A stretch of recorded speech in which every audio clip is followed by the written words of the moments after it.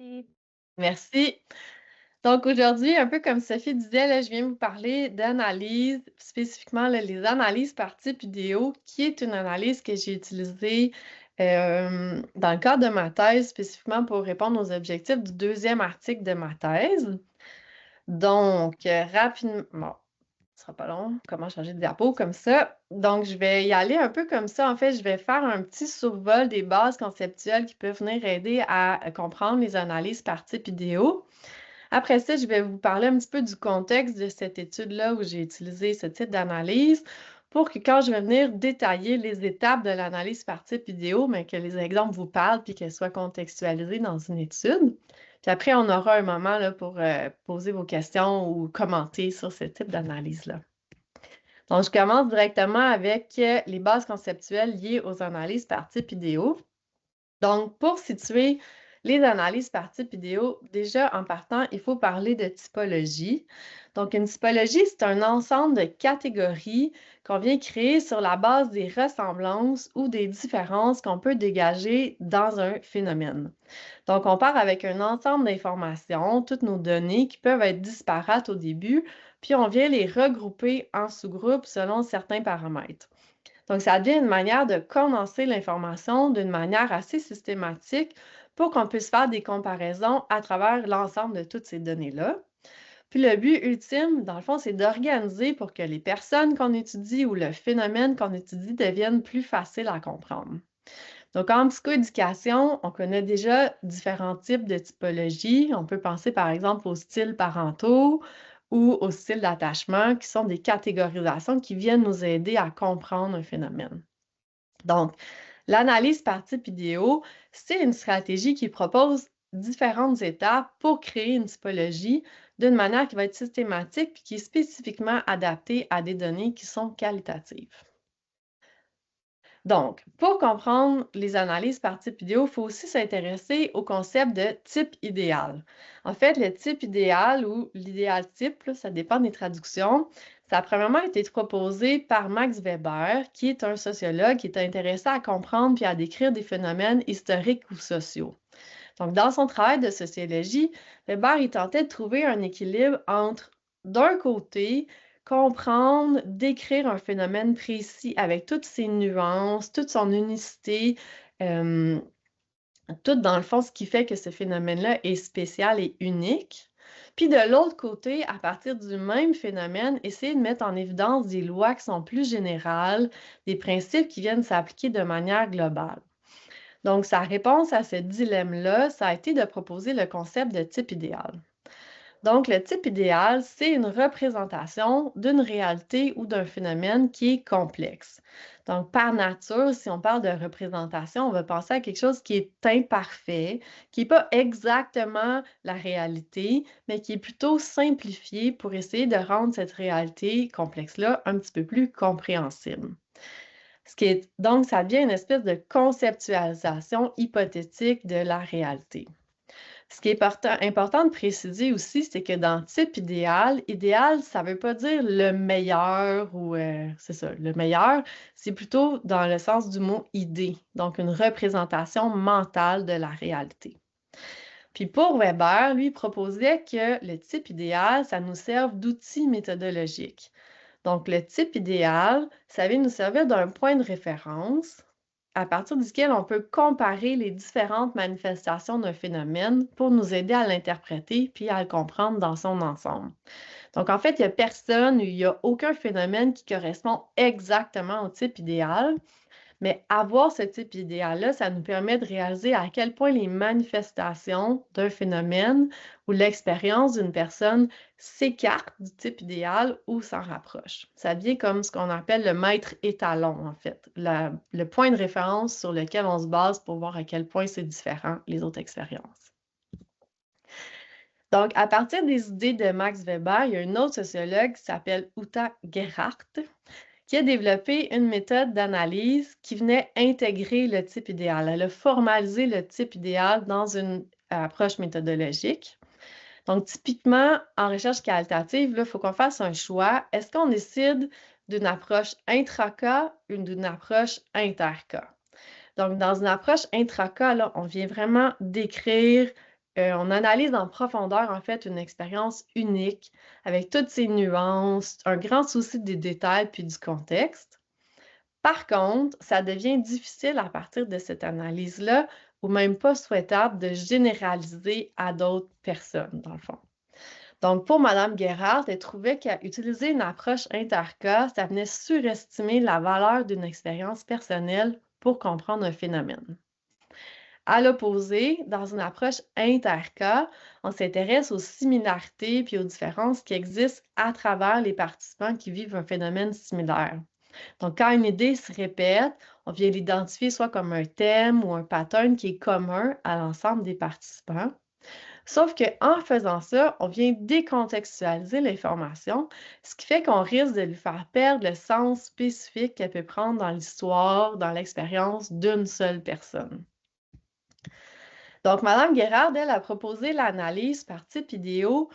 Elle proposait en fait que ça fasse un pont entre les approches intra-cas puis les approches inter-cas. Avec la manière de les réaliser, ça nous permet de comprendre une expérience individuelle dans son contexte spécifique à elle, mais d'aussi en même temps venir mettre en lumière les patterns communs à ces multiples expériences individuelles. Donc pour elle, c'était comme le meilleur des deux mondes, ça faisait le pont entre les deux types d'approches. Donc, avec cet équilibre-là entre inter puis intra-cas, les analyses par type idéaux ont été présentées déjà comme qui font partie de la famille des analyses multicas. Donc, il va y avoir plusieurs exemples participants ou plusieurs cas dans les analyses. Puis, c'est des analyses aussi qui vont être centrées sur les personnes, donc sur l'expérience spécifique de la personne et non sur des variables ou des aspects communs à plusieurs expériences. Donc, c'est une comparaison qui est un peu imparfaite, mais on pourrait la comparer à des analyses de clusters qui seraient de type qualitatif. Donc, jusque-là, je me doute que ça reste un petit peu abstrait, un petit peu flou. Je vais vous présenter les étapes avec des exemples en espérant que ça vienne un peu éclaircir. Mais avant de vous présenter ces étapes-là, je vais vous présenter en fait le contexte de l'étude pour que quand je viens parler des exemples, ça ait du sens. Donc, l'étude pour laquelle j'ai utilisé les analyses par type idéaux, ça s'intéressait au trauma complexe, puis à la manière dont le trauma complexe peut évoluer chez des jeunes femmes qui ont été placées en centre de réadaptation puis qui sont devenues mères à la fin de l'adolescence, au début de l'âge adulte. Donc, plus précisément, l'objectif, c'était d'explorer l'évolution du trauma complexe à travers l'expérience de maternité chez ces jeunes mères-là, puis aussi de voir quel rôle tenait la maternité dans cette évolution du trauma complexe. Donc, les données que j'ai utilisées pour l'étude, ça provient d'un projet de Geneviève Paquette et ses collaboratrices qui portait en fait sur les besoins puis l'utilisation de services des jeunes femmes qui ont été placées. Donc, pour ce projet-là, on a pu rencontrer 17 jeunes mères avec qui on a réalisé des entretiens semi-structurés. Les entretiens portaient sur le trauma complexe, sur les perturbations du fonctionnement que le trauma complexe pouvait apporter, donc tout ce qui était les difficultés en lien avec le trauma complexe, puis aussi sur leur expérience de maternité. Juste pour vous donner une idée, là, les jeunes mères avaient en moyenne 24 ans quand elles ont été rencontrées pour l'étude, puis elles avaient eu un premier enfant environ à 19 ans. Ce qui est intéressant aussi de noter, c'est que les entrevues duraient en moyenne 2 heures, donc entre 1h20 pour la plus courte jusqu'à 3 heures. Donc, c'est des entrevues qui sont assez touffues puis qui ont vraiment beaucoup, beaucoup d'informations. J'en arrive aux étapes, mais je précise un dernier aspect. Donc, à la base, ce que j'avais prévu pour répondre à l'objectif d'étudier le trauma complexe et son évolution, en plus le rôle de la maternité, je voulais réaliser des analyses thématiques interprétatives en me basant sur ce qui est proposé par Brown et Clark, que je pense que plusieurs personnes ici connaissent. Donc, les analyses thématiques, à la base, c'est des analyses de type intercas. Donc, on vient dégager des thèmes qui sont communs à toutes les participantes.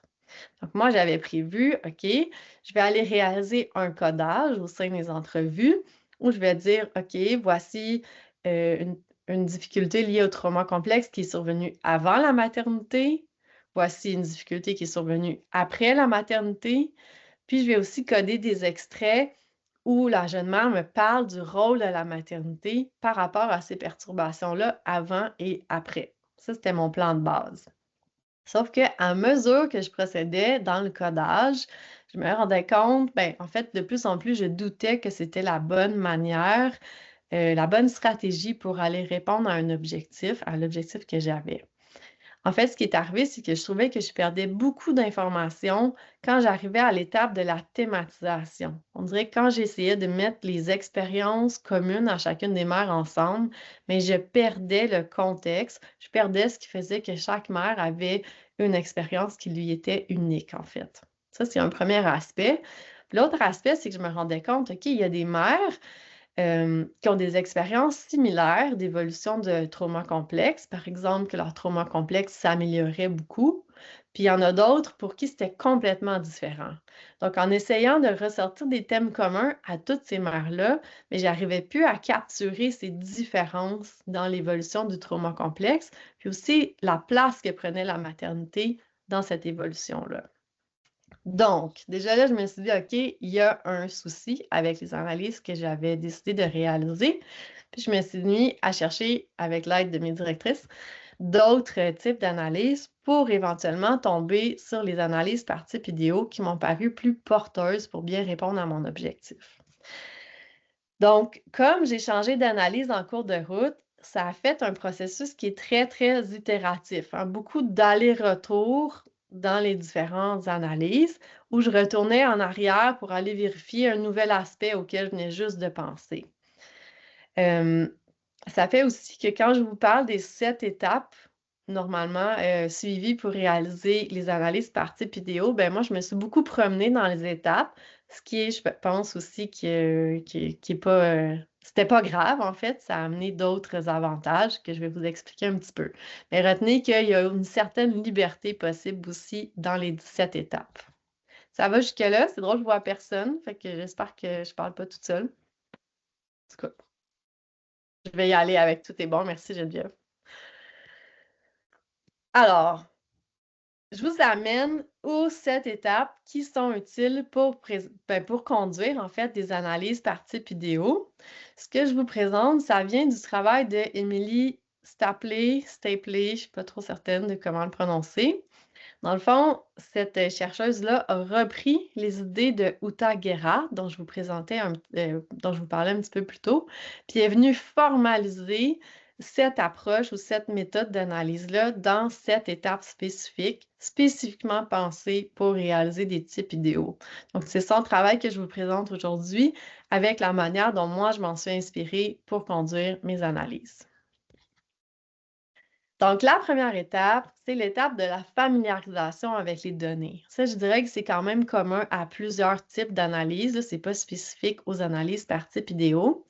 Puis ça peut se réaliser de différentes manières. Par exemple, déjà conduire les entrevues, c'est déjà une façon de prendre contact avec les données. Réaliser tout le travail de transcription aussi, où on doit écouter puis vraiment se plonger pour transcrire mot à mot. Après ça, l'écoute des enregistrements, une autre bonne manière aussi qui permet aussi d'entendre les nuances dans les voix des gens. Puis évidemment, la lecture et relecture des transcriptions. Donc, la familiarisation, c'est vraiment un moment pour venir noter nos observations, nos réflexions, nos intuitions à propos du corpus de données.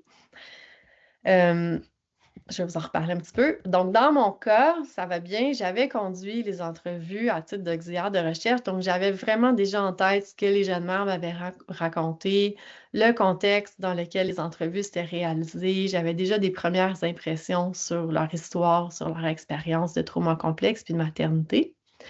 J'ai pas réalisé les transcriptions, mais par la suite, j'ai écouté les enregistrements en lisant les transcriptions. Ça a vraiment été ma stratégie numéro 1 pour me familiariser encore un peu plus avec les entrevues.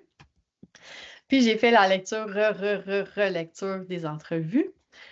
En plus de ça, j'avais dans le fond la chance, avant de commencer les analyses par type idéaux, d'avoir déjà réalisé un codage de ces entrevues-là, d'un côté pour un projet de recherche de Geneviève, puis de l'autre pour le premier article de ma thèse. Donc, dans mon cas, la familiarisation a été intensive, on va dire. Ce que j'aimerais vous dire à propos de cette étape-là que j'ai notée par la suite, c'est que c'est déjà vraiment un bon moment pour commencer, peut-être par l'entremise d'un journal de bord, à noter toutes les hypothèses ou les pistes d'analyse qu'on peut remarquer en faisant la familiarisation. Donc vraiment, tout ce qui peut nous venir comme question par rapport aux données qu'on est en train de lire. Ah, je remarque quelque chose qui se répète ou au contraire quelque chose qui est très différent entre d'une participante à l'autre. Fait que déjà, prendre le temps de le noter, même si vous savez pas en fait ce que vous allez faire avec ça. Donc, Madame Stapley, ce qu'elle nous dit aussi, c'est que c'est un moment où on peut commencer à prendre conscience puis à noter peut-être les idées préconçues qu'on pourrait avoir par rapport à nos données.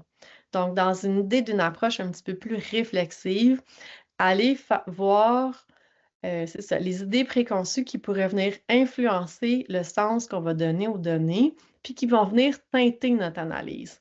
Pas nécessairement pour s'empêcher de les teinter, mais pour être en tout cas conscient de dans quel cadre de, de pensée, dans le fond, on lit nos données puis on conduit nos interprétations. Je poursuis avec la deuxième étape qui est celle de la reconstruction des cas. Donc, c'est l'idée de venir faire pour chacun des cas, ou donc chacun des participantes, dans mon cas, chacune, de venir faire une description résumée de chacune. Donc ici, on peut soit résumer dans son entièreté toute l'histoire, toute l'expérience de la participante, ce qui serait pertinent, en fait, dans une analyse qui est plus inductive. Comme on ne sait pas encore exactement sur quel aspect notre analyse va porter, mais on veut résumer dans son entièreté. Puis si on allait dans une approche un petit peu plus déductive, bien là, dans ce cas-là, on viendrait résumer sur certaines centrations qui sont déjà en lien avec l'objectif de recherche. C'est là, en fait, qu'on vient faire une première identification des éléments essentiels d'un cas. Donc, quand je parle d'éléments essentiels, c'est les éléments qui viennent vraiment nous permettre de comprendre ce qui est spécifique à l'expérience de cette participante-là, ce qui se distingue chez elle, ce qui est vraiment unique.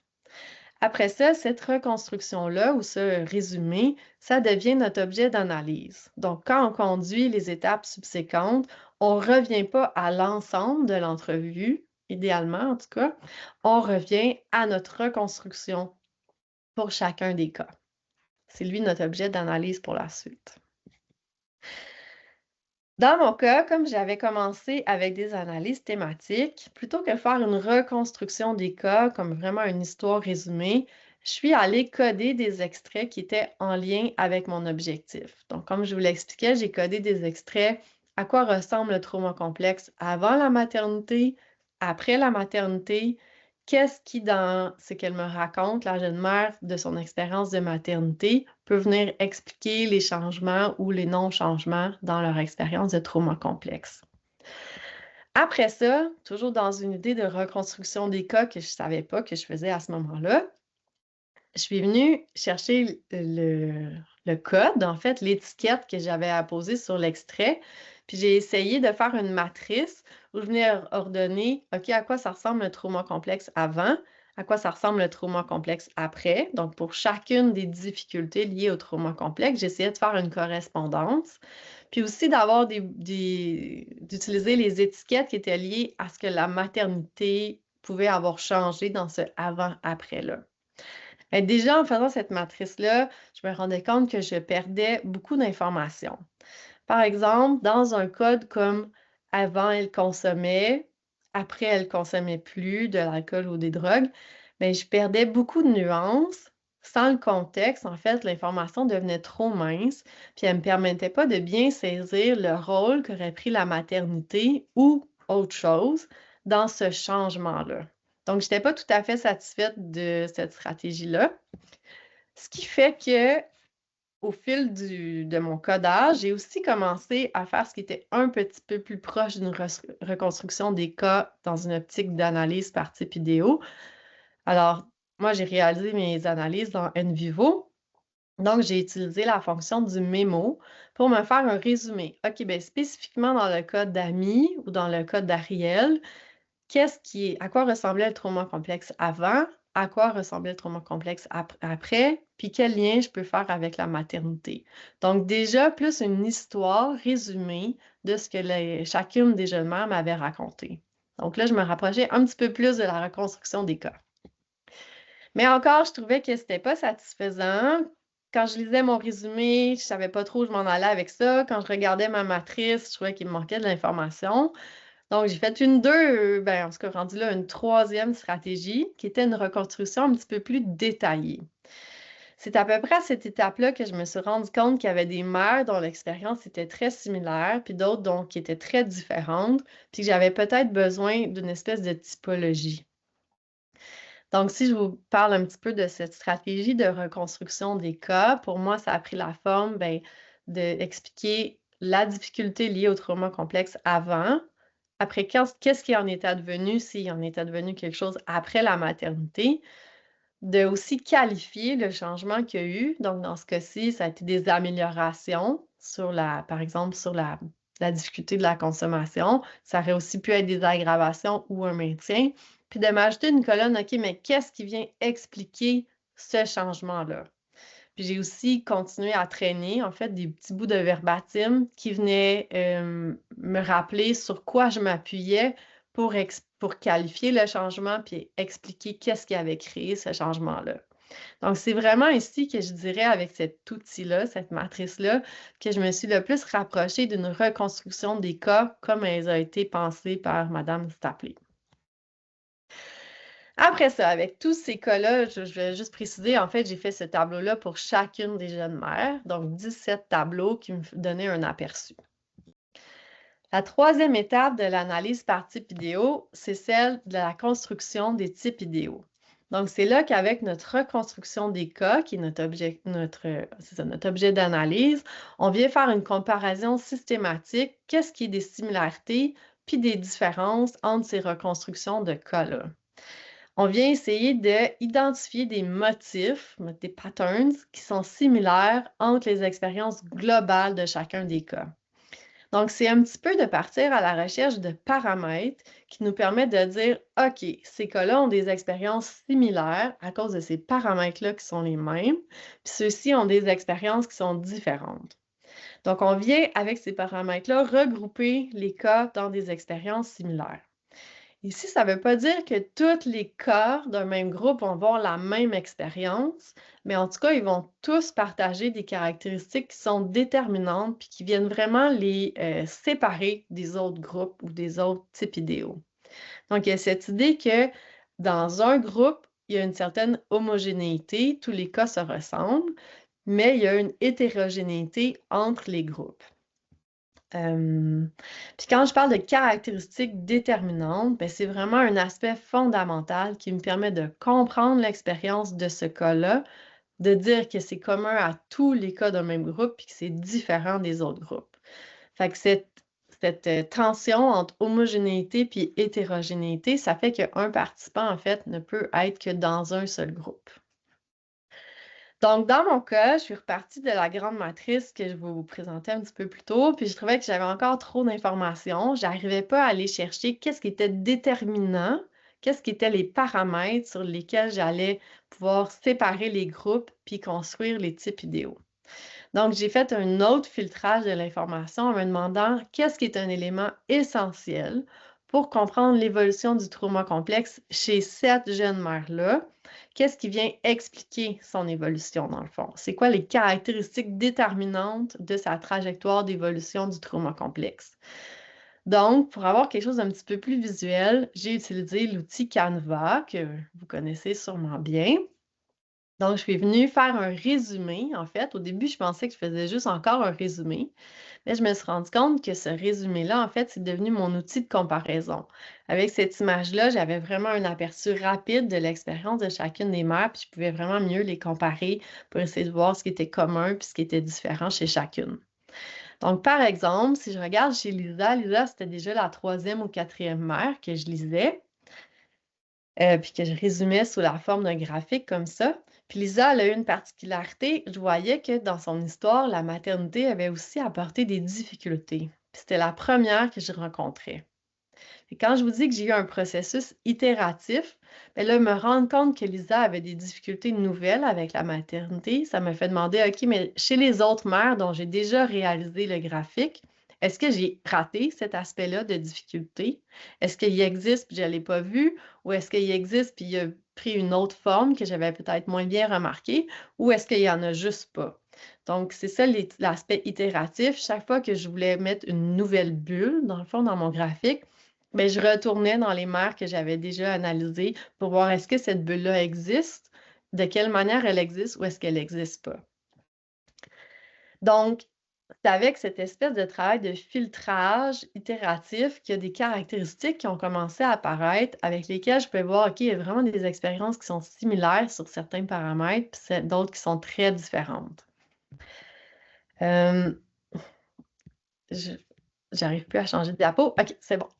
Donc, à force de retourner en arrière, continuer en faisant ces graphiques-là, je suis arrivée à distinguer certains paramètres qui étaient vraiment spécifiques à certaines jeunes mères, puis qui sont devenus en fait les caractéristiques déterminantes pour dire que les jeunes mères appartenaient à un type idéal, à un groupe ou à un autre. Dans mon cas, ça a pris un petit peu cette forme-là. Si je résume vite les paramètres, mais là où je voudrais vraiment attirer votre attention, c'est que, en fait, les groupes ne se distinguaient pas vraiment sur une seule des caractéristiques. Par exemple, les groupes 2 et 4, ben, ils ont la même expérience avant la maternité. Ils ont aussi la même expérience après la maternité, mais par rapport au rôle de la maternité que là, on voyait une différence. Donc, les groupes, en fait, ils se distinguaient quand on combine toutes ces caractéristiques-là ensemble. C'est là que je pouvais faire ressortir les différences, puis ce qui justifie en fait d'avoir différents groupes ou différents types idéaux. C'est là qu'on voyait en fait l'hétérogénéité dans les différents groupes. OK. Ensuite, la quatrième étape, c'est de venir identifier les cas optimaux. Donc, le cas optimal, c'est le cas réel, donc dans mon cas, la jeune mère, qui vient le mieux représenter le type idéal. Donc, celle qui représente le mieux les caractéristiques déterminantes qui sont partagées par tous les cas d'un même groupe ou d'un même type idéal. Ici, optimal, ça ne veut pas dire comme l'expérience la plus désirable ou la plus positive.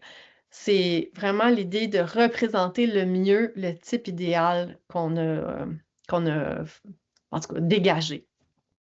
Ici aussi, le cas optimal, ça devient le point de référence. Si je me fie à Lisa, par exemple, puis que je regarde l'expérience des autres mères par rapport à Lisa, est-ce qu'elle s'en écarte beaucoup, pas beaucoup? C'est ça qui devient, le cas optimal devient aussi une forme de point de référence pour aider à dégager les types optimaux, les types idéaux, pardon. Donc, dans mon cas, j'ai identifié des cas optimaux préliminaires. Donc, 4 mères qui existaient pour vrai, 4 histoires de mères qui venaient le mieux représenter le type idéal que j'avais déterminé à ce moment-là. Après ça, j'ai voulu poursuivre dans les étapes. Puis c'est là que, encore une fois, c'est devenu très itératif. Je me suis promenée entre les étapes 3, 4, 5, 6. Je vous explique ça. Donc, la cinquième étape, c'est celle de la description du type idéal. Donc, on a déjà déterminé certains paramètres qui viennent caractériser les types idéaux. Donc là, on vient vraiment nommer les types idéaux puis les décrire plus en détail. Évidemment, notre type idéal, notre description, elle va être très, très proche du cas optimal parce que c'est celui qui représente le mieux le type idéal. Mais ça peut aussi inclure des éléments d'autres cas qui ne sont pas nécessairement le cas optimal pour venir aider notre compréhension de c'est quoi le type idéal.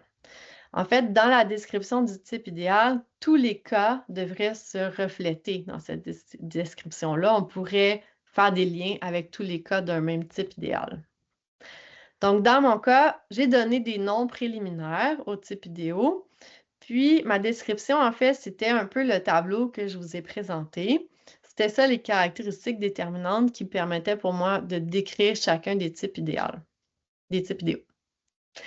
Après ça, j'ai voulu passer à la 6e étape. La 6e étape, c'est la vérification de la crédibilité. C'est là que, dans le fond, on vient demander à quelqu'un qui n'a pas participé du tout à notre classification, à notre analyse, que cette personne-là vienne classifier à l'aveugle, dans le fond, chacune des participantes dans les types idéaux que nous, on a dégagés. Donc, dans mon cas, Geneviève et Anne-Marie, mes directrices, sont venues faire un test de classement. Donc, à partir des illustrations Canva que j'avais, puis de mon tableau des caractéristiques déterminantes, elles ont classé environ 5 participantes, puis on a rediscuté de leur classement. C'est important de comprendre que cette étape de vérification de la crédibilité, c'est pas un accord interjuge. L'idée, c'est pas de dire est-ce que j'ai fait une bonne typologie, une mauvaise typologie, mais c'est vraiment de se servir de ça comme levier pour venir préciser la description des types idéaux. Donc, Geneviève et Anne-Marie, quand elles ont classé les premières 5 participantes, on s'est rendu compte que le classement était pas loin du mien, mais pas exactement pareil non plus. Donc, c'était ici un indice que peut-être que ma description des cas idéaux était pas des types idéaux, pardon, était pas assez précise, puis que je devais encore la clarifier pour qu'une autre personne externe puisse arriver un peu à la même classification, comprenne en fait les types idéaux de la même manière que moi. Donc, je suis venue clarifier la description des types idéaux. C'est ça. Alors, en étant obligée un petit peu de défendre mon classement, mais ça m'a amené à préciser les caractéristiques déterminantes. Donc, en fait, je suis retournée à l'étape de construction des types idéaux.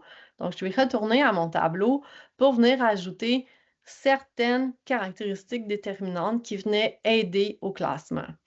Dans le fond, je me suis rendu compte que les caractéristiques, elles existaient déjà un petit peu dans ma tête. Quand je lisais les cas, bien, je les avais en tête, mais je ne les avais pas formalisés. C'est pour ça que Geneviève et Anne-Marie, qui n'étaient pas dans ma tête, ne pouvaient pas arriver au même classement. Donc, j'ai ajouté de la précision dans mon étape de description des types idéaux. Ça m'a obligée à retourner à l'étape 2 et 3 de construction des types idéaux. Ce qui est arrivé aussi, c'est qu'en venant préciser comme ça mes caractéristiques déterminantes des types idéaux, ça m'a obligée, de façon surprenante pour moi, à changer les cas optimaux. Comme les caractéristiques déterminantes n'étaient pas exactement les mêmes, la mère que j'avais choisie comme la plus représentative de son type idéal, ça a changé finalement. C'était plus exactement les mêmes. C'est pour ça que je parle de processus itératif. Je suis même allée changer à l'étape 4. Donc, excusez-moi, on a fini la vérification de la crédibilité. Finalement, on a fait ça à quelques reprises, 2 fois, pour venir vraiment bien préciser les critères, les caractéristiques déterminantes. La dernière étape, ce dont Madame s'est appelée, c'est venir rédiger sous une forme comparative. Donc, venir rédiger la description des types idéaux avec une certaine comparaison. Donc, on vient résumer qu'est-ce qui est similaire d'un côté entre les cas d'un même type idéal. Donc, on vient présenter toutes les nuances dans l'homogénéité d'un type idéal. Puis de l'autre côté, on vient aussi résumer qu'est-ce qui est différent entre les types idéaux. Donc, toute cette idée d'hétérogénéité entre les types idéaux. Fait que ça joue sur les 2 plans. En même temps, c'est là qu'on peut venir ajouter des données supplémentaires, par exemple des données démographiques ou des résultats de traitement. Donc, dans mon cas, je me suis surtout concentrée sur qu'est-ce qui était similaire et différent entre les types idéaux, donc plus l'hétérogénéité dans l'expérience des jeunes mères. Puis j'ai aussi ajouté, par exemple, des informations sur l'âge moyen des mères, de leurs enfants, l'âge moyen qu'elles avaient quand elles ont eu leur premier enfant, puis le nombre de placements, pour qu'on ait une meilleure idée sur un plan démographique de chacun des types idéaux. Voilà, ça, c'était les 7 étapes. Maintenant, il y a quand même des choses que j'ai appris en réalisant ces 7 étapes-là que je vais partager avec vous pour que vous puissiez déjà partir avec ces clés-là quand vous allez vous lancer. Donc, la première chose que je vous dirais, c'est de rester serein et sereine devant le processus itératif. C'est sûr que c'est pas évident de toujours retourner en arrière, de voir une nouvelle information émerger puis se dire « Ah non, il va falloir que j'aille voir dans les 16 autres, qu'en est-il de cette information-là? » Mais c'est vraiment une force de l'analyse par type idéal parce que ça vient vraiment enrichir puis approfondir notre analyse. On explore des nouvelles hypothèses, on les vérifie à travers l'ensemble des cas, on peut les écarter ou bien ça devient une espèce de tremplin pour aller approfondir notre analyse. Après ça, je vous l'ai déjà dit, mais je vous suggère de commencer très tôt à noter les hypothèses dans quelque chose vers lequel vous pouvez revenir. Donc, moi, j'avais un journal de bord. Dès le début des analyses, j'écrivais mes hypothèses, puis ponctuellement, là, peut-être aux 2 semaines, 3 semaines, je retournais en arrière voir, OK, mais qu'est-ce qui en est advenu de cette hypothèse-là? Est-ce que je l'ai déjà vérifiée puis je peux l'abandonner? Est-ce que je l'ai oublié parmi les milliards d'hypothèses? Puis est-ce que ça pourrait venir me servir à approfondir mon analyse? Donc, journal de bord, hyper important. Après ça aussi, pas trop s'attacher à vos premiers classements et même aux cas optimaux, parce que dans le fond, c'est bien là, de faire un premier débroussaillage puis de faire une catégorisation, mais c'est vraiment juste le socle pour aller plus loin dans l'analyse. Il faut garder une certaine souplesse. Puis un peu de la même façon, essayer de ne pas forcer les regroupements. On a envie, d'avoir trouvé nos paramètres rapidement, puis de, OK, voici, c'est ça mes groupes, mais on peut perdre un petit peu de la richesse si on se dépêche à forcer les groupes, en fait. Dans mon cas, je me suis retrouvée à la fin avec une participante qui avait, non, avec un groupe ou un type idéal qui avait en fait juste une participante parce que j'ai pas réussi à la classer dans aucun des autres groupes. Pourtant, son expérience était hyper importante. Fait que ça pouvait être insécurisant d'avoir un type idéal qui représentait juste une personne, mais c'était pertinent sur le plan de l'avancement des connaissances scientifiques.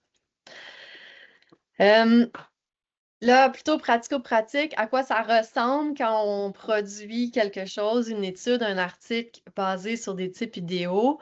Bien, dans mon cas, j'ai fait une présentation globale des types idéaux. Donc, c'est le tableau qui est là. J'avais leur nom, puis les caractéristiques démographiques comme l'âge moyen des jeunes mères dans chacun des types idéaux.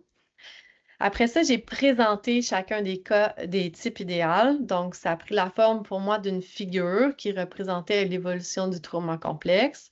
Ensuite, d'une description du type idéal. Puis, après, ce qui est très important, la présentation du cas optimal. Donc, la présentation de la jeune mère qui représentait mieux son type idéal.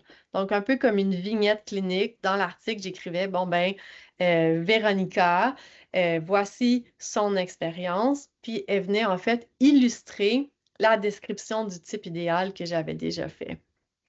Ensuite, dans la prochaine section de la discussion, pour moi, ça a été plus facile de faire la discussion en la sectionnant par type idéal. Donc, pour chacun des types idéaux, je pouvais retourner, comparer avec ce qu'on connaissait déjà dans le corpus des écrits. Je peux faire des liens avec ces écrits-là. Je peux aussi faire des recommandations qui étaient spécifiques à chacun des types idéaux. Type idéal, je me mélange, excusez. Euh, Si j'avais tout mis ensemble dans la discussion, je pense que ça aurait été plus complexe. Quand je vous décris ça comme ça, là, sans surprise, ça prend de la place. Donc, si vous voulez publier un article qui est lié à une analyse par type idéaux, je vous suggérerais de choisir une revue qui a beaucoup d'espace parce que ça prend quand même beaucoup de mots d'écrire tout ça. Dernière chose, c'est que en essayant de publier, dans le fond, une analyse par type idéaux, j'ai rencontré certains défis. En fait, l'article de cette étude-là est dans son 3e cycle maintenant de révision depuis plus qu'1 an. Dans le fond, je peux vous parler un petit peu de ce qui a accroché chez les réviseurs. Déjà, les cas optimaux, pour eux, ça les a surpris parce qu'en général, dans une analyse qualitative, on s'attend à avoir des extraits de verbatim, donc des propos des participantes rapportés tels quels. Mais quand on présente un cas optimal, on présente la reconstruction du cas. Donc, c'est vraiment une histoire racontée dans nos mots, résumée dans nos mots. Fait qu'il n'y a pas nécessairement de verbatim dans cet extrait, dans ce cas optimal-là. Fait que là, les gens m'ont dit, les réviseurs m'ont dit, hey, il n'y a pas de verbatim. Il n'y a pas assez de preuves, dans le fond, de ce que tu avances basé sur les propos des participantes. Fait que je pense que là, ça demande un petit peu une écriture pédagogique, de bien expliquer dans la méthode, puis même dans l'introduction des résultats, qu'est-ce que ça veut dire les cas optimaux, qu'est-ce que ça veut dire l'analyse par type idéaux. Puis dans mon cas, j'ai aussi fait le compromis de mettre des extraits de verbatim dans la reconstruction des cas. Donc, j'expliquais, ben, Véronica, c'était ça sa trajectoire, puis on le voit particulièrement dans cette phrase-là. Mais ça, c'était pas typique à la base dans les types idéaux. Euh, une autre chose qui a accroché avec les réviseurs, c'est que, ben, en fait, je vais vous le montrer. Elle m'a dit, dans le fond, ça, c'est son commentaire, que la façon dont j'écrivais était peut-être trop affirmative. Moi, j'écrivais, bon, après l'arrivée de leur enfant, leur fonctionnement a changé de façon radicale. Puis elle aurait préféré, ou cette personne-là aurait préféré que j'écrive, les jeunes mères ont rapporté que leur fonctionnement a changé. Là, ce que j'aimerais vous dire par rapport à ça, c'est que le type idéal, c'est le résultat d'une analyse qui est systématique et rigoureuse. Donc, moi, je trouve qu'on a le droit de les présenter comme un résultat et non seulement comme des propos rapportés. Donc, il faut quand même se donner un petit peu de oomph, là, je sais pas, pour présenter de façon affirmative, puis pas juste comme une reproduction de ce que les participantes rapportent. Dernière chose, c'est que je pense que ça a été aidant dans mon cas d'ajouter du matériel supplémentaire à l'article qui venait présenter chacun des cas individuels. Donc, dans mon cas, ça a pris la forme d'un tableau où par jeune mère, je venais présenter son histoire de trauma complexe, les difficultés qu'elle présentait. Puis je pense que ça a aidé à ce que les personnes réviseurs voient la profondeur de l'analyse que j'avais fait pour chacune des jeunes mères, puis viennent comprendre sur quels paramètres je pouvais me permettre de les regrouper ou pas.